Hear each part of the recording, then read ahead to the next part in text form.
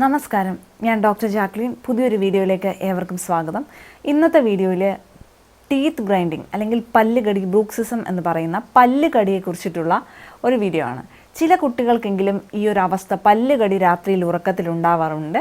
അവരുടെ മാതാപിതാക്കൾ വന്ന് കംപ്ലയിൻറ്റ്സ് പറയാറുണ്ട്, എന്താണ് അസുഖമെന്ന് ചോദിക്കാറുണ്ട്. അപ്പോൾ അതിൻ്റെ കോമൺ കാര്യങ്ങൾ, അസുഖം എന്താണെന്നുള്ളതും ഈ ഒരു വീഡിയോയിൽ മനസ്സിലാക്കാം. എങ്ങനെ പിന്നെ ഈ ഒരു കണ്ടീഷൻ എങ്ങനെ മനസ്സിലാക്കാം എന്നുള്ളത് ചോദിച്ചിട്ടുണ്ടെങ്കിൽ നമുക്ക് പല്ല് കടിക്കുന്ന ശബ്ദം രാത്രിയിൽ കേൾക്കാം, ആ ഗ്രൈൻഡ് ചെയ്യുന്ന ശബ്ദം കേൾക്കാം. രാവിലെ എഴുന്നേറ്റ് കഴിയുമ്പോൾ പല്ല് തേപ്പിക്കുമ്പോൾ പല്ലിലൊരു സെൻസിറ്റിവിറ്റി പോലെ സാധാരണ കുട്ടികൾ പറയും. ഇനിയിപ്പോൾ നമ്മളത് കേട്ടില്ലെങ്കിൽ മാറിക്കിടക്കുന്ന കുട്ടികളൊക്കെ ആണെങ്കിൽ ഒരു പല്ല് പുളിപ്പോ ഒക്കെ പറയാറുണ്ട്. അതുപോലെ ചില കുട്ടികൾക്ക് നമ്മുടെ താടിയല്ല്, ജോ, ആ റീജിയനിലൊക്കെ പെയിൻ പറയാറുണ്ട്. കാരണം ജോ മസിൽസിൻ്റെ ഓവർ യൂസ് ഒക്കെ കൊണ്ടാണ് സാധാരണയായിട്ടും ഇത് സംഭവിക്കുന്നത്.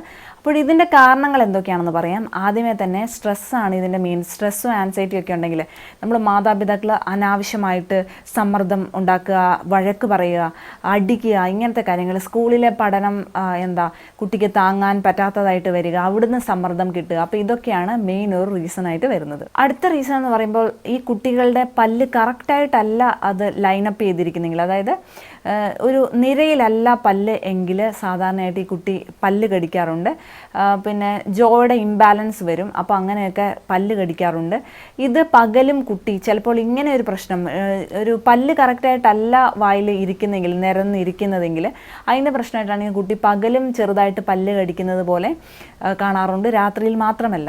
അടുത്തത് രാത്രിയിൽ കടിക്കുന്നതിൻ്റെ പ്രധാന ഒരു റീസൺ പെയിനിൻ്റെ റെസ്പോൺസായിട്ട് കുട്ടികൾ കടിക്കാറുണ്ട്. അതായത് പല്ല് മുളയ്ക്കുന്ന പ്രായത്തിൽ കുട്ടിക്ക് വേദന വരുമ്പോഴും, വയറുവേദന ഉള്ള കുട്ടികളും ചെവി വേദന ഉള്ള കുട്ടികളൊക്കെ ആ ഒരു പെയിനിന് റെസ്പോൺസായിട്ട് സാധാരണയായിട്ടും പല്ല് കടിക്കാറുണ്ട്. അപ്പം പഴയ ആൾക്കാർ പറയാറുണ്ട് വയറ്റിൽ കൃമി അല്ലെങ്കിൽ വിര ഉണ്ടെങ്കിൽ കുട്ടികൾ പല്ല് കടിക്കുമെന്ന്. കാരണം ഇതാണ്, ആ ഒരു രാത്രിയിൽ കൃമി കടിക്കുന്നതോ അല്ലെങ്കിൽ ആ വയറുവേദന വരുന്നതോ ഒക്കെ ആയ അവസ്ഥ വരുമ്പോൾ കുട്ടി അതിൻ്റെ ഒരു റെസ്പോൺസായിട്ട് സാധാരണയായിട്ട് പല്ല് കടിക്കാറുണ്ട്. അതുപോലെ ഹൈപ്പർ ആക്ടിവിറ്റി ഡിസോർഡേഴ്സ് ഉള്ള കുട്ടികളിൽ മിക്കവാറും ആൾക്കാരും രാത്രിയിൽ ഒരു പല്ലുകടി സാധാരണയായിട്ട് കാണിക്കാറുണ്ട്. ചെറിയ രീതിയിലുള്ള പല്ലുകടി അതൊരു കുട്ടിക്ക് ഒരു മാനസിക സമ്മർദ്ദം മൂലമൊക്കെ ഉള്ളതാണെങ്കിൽ ഓവർ ദി പീരീഡ് അത് പതുക്കെ പോവും, ട്രീറ്റ്മെൻറ്റ് ഒന്നും വേണ്ട.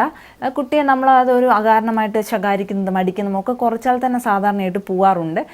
ഇനിയിപ്പോൾ അത് തുടർന്നു കൊണ്ട് പോവുകയാണെങ്കിൽ ആയുർവേദത്തിൽ ട്രീറ്റ്മെൻറ്റ്സ് പ്രൊവൈഡ് ചെയ്യുന്നുണ്ട്. ഇതിന് യഥാർത്ഥ കാരണം കണ്ടുപിടിച്ചാൽ എല്ലാ കാരണത്തിനും ട്രീറ്റ്മെൻറ്റ്സ് ഉണ്ട്. അതുപോലെ മാത്രമല്ല പല്ലിൻ്റെ അലൈൻമെൻറ്റിൽ, ഞാൻ ഈ പറഞ്ഞതുപോലെ പല്ല് നിരന്നിരിക്കുന്നതിലുള്ള വ്യത്യാസം, അലൈൻമെൻറ്റിലുള്ള വ്യത്യാസമാണെങ്കിൽ നമുക്ക് ചെയ്യാൻ പറ്റില്ല. അത് തീർച്ചയായിട്ടും ഒരു ഡെന്റിസ്റ്റിനെ കണ്ട് ആ ഒരു അലൈൻമെൻറ്റ് കറക്റ്റ് ചെയ്യുന്ന രീതി, അല്ലെങ്കിൽ അത് എത്ര വയസ്സിൽ കറക്റ്റ് ചെയ്യാം എന്നൊക്കെ അറിഞ്ഞു കഴിഞ്ഞാൽ നിങ്ങൾക്ക് ആ ഒരു ടെൻഷൻ ഇല്ലല്ലോ. അപ്പോൾ പല്ലുകടി എന്ന് പറഞ്ഞാൽ ഇത് വളരെ സിമ്പിളായിട്ട് വേണ്ട ഒരു കാര്യമില്ല. തുടർച്ചയായിട്ട് പല്ലിങ്ങനെ കടിക്കുന്നുണ്ടെങ്കിൽ നിങ്ങൾ തീർച്ചയായിട്ടും ഒരു ഡോക്ടറെ അടുത്ത് ചെന്നിട്ട് ഒപ്പീനിയൻ നോക്കിയിട്ട് കാരണം കണ്ടുപിടിച്ച് അതിന് കറക്റ്റായിട്ട് ട്രീറ്റ്മെൻറ്റ് ചെയ്തിട്ടുണ്ടെങ്കിൽ ഇത് മാറാവുന്നതാണ്.